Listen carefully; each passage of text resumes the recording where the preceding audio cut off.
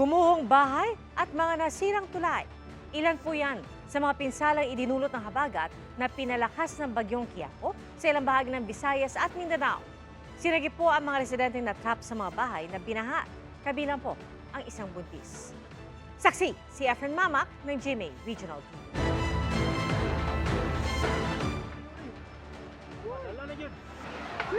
Na, madala, la, tumba. Unti-unting dumadaos-dos sa rumaragasang sapa ang mga lupa sa ilalim ng bahay na yan sa Maasim, Sarangani hanggang sa maya-maya.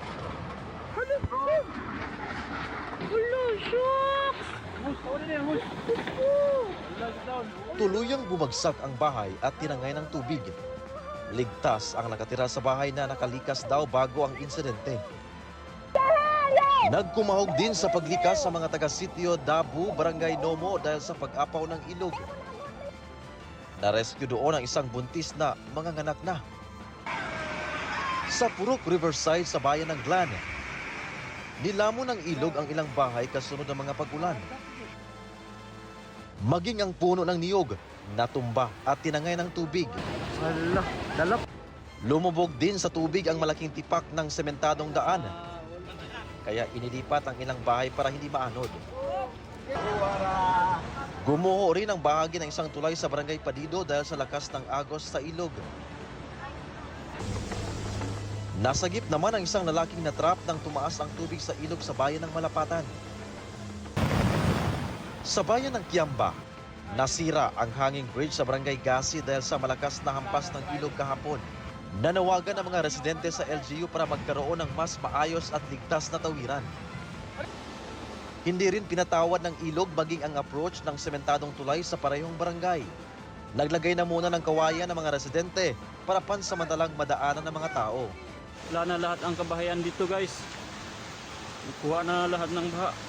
Lumikas naman ang nasa 15 pamilya sa Barangay Katubaw dahil sa pag-apaw ng sapa. Bunsod ng walang puknat na ulan doon mula pa Miyerkules.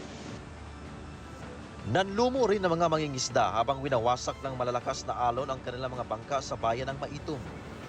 Nasa 8 bangka ang nasira habang may ilang bahay rin na napinsala dahil sa hampas ng alon. Isang lalaki naman ang nakunang biglang tumawid sa rumaragasang ilog sa General Santos City kahapon. Hala ka doon! Hala ka! Naanod! Oy, ga! Natangay ng ilog ang lalaki. Pero kalaunay, ligtas na nakaahon sa kabilang dako ng ilog. Sa Palimbang, Sultan Kudarat, 20 barangay ang binaha. 6 dito ang lubang apektado kaya nagpatupad sila ng preemptive evacuation. Kinakailangang i-rescue ang ilang residente kabilang ang mga bata. Nakauwi na ang ilang lumikas nang humupa ang baha kanina. Hanggang baywang naman ang baha sa Barangay Caridad sa bayan ng Lambayong kanina. Pinasok ng tubig ang mga bahay. Mahulog jud ka sa ubos. May pagguho naman ang lupa sa Sitio Club sa Barangay Datal Dlanag sa Tiboli, South Cotabato. Humihingi sila ng tulong sa LGU para magsagawa ng clearing operations. Hindi rin madaanan ang Maladi Bridge sa Malabang, Lanao del Sur matapos itong masira kasabay ng pag-apaw ng ilog. Binaha rin ang mga kasada sa Iloilo City. Hindi man higapon mo basta sulod pero ginabuin-buin lang para nga hindi lang bala matamaan kadalom gid. Lumikas naman ang mga residente sa Barangay Kalubihan, Haro dahil sa hanggang baywang na tubig kaninang madaling araw. Ayon sa Iloilo City DRRMO, 30 barangay ang apektado ng baha sa lungsod. Nahulog naman sa kanal at bahagyang tumagilid ang isang bus sa Hamtik Antique. Sinagip ang 8 sakay nito kasama ang driver at konduktor. Mga natrap naman sa bahay dahil sa baha ang sinagip sa Barangay Funda. Mahigit 100 pamilya ang inilikas sa buong lalawigan ng Antique dahil sa pagbaha at masamang panahon. Napinsala ang bahagi ng National Road sa Pilar, Bohol dahil sa pag-apaw ng tubig sa spillway. Ang perimeter fence sa tabing kalsada sa bayan ng Kandihay gumuho kaninang umaga.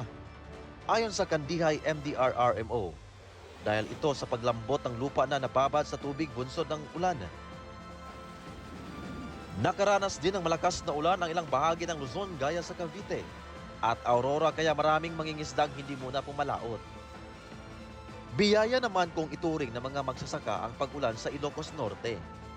Malaking tulong anila ito sa mga sakahang hindi pa mataniman ng palay dahil sa pagkatuyo. Sa Dagupan City, habang di pa bumubuhos ang ulan, dumaong na muna ang mga bangkang pangisda sa pantalan dahil sa bagyong Quiapo. Tama-tama ng pagdaong namin kahapon na siyempre sa sobrang laki daw ng alon.